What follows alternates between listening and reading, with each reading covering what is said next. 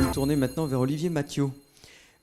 Monsieur Mathiot, vous êtes cofondateur et directeur marketing de Price Minister. Ce qui m'intéresse, moi, c'est que vous me disiez que vous avez pris un peu de recul. C'est-à-dire qu'aujourd'hui, bien sûr... Présenté comme ça a l'air positif. Voilà. Je vous laisse continuer. Non, mais il faut l'hyper-réaction, l'hyper-communication. C'est peut-être pas la bonne façon aujourd'hui de communiquer. Disons que je pense que moi je fais partie de la génération d'avant déjà, hélas. Donc la génération qui me suit mélange avec virtuosité la vie privée et la vie publique.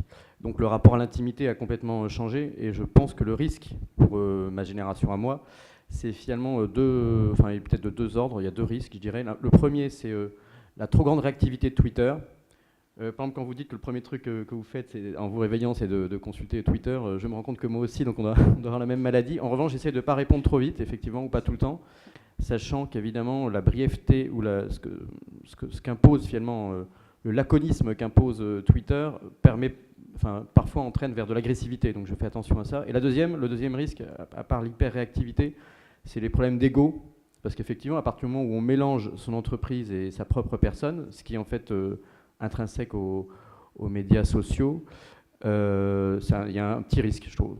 Et donc du coup, dans la prise de communication, enfin dans la prise de parole, dans la communication globale, quel rôle a votre parole à vous via les médias sociaux ou via d'autres médias ? J'ai fait le choix d'être présent sur Twitter, mais en fait, j'y passe pas non plus ma vie, mais je le consulte souvent.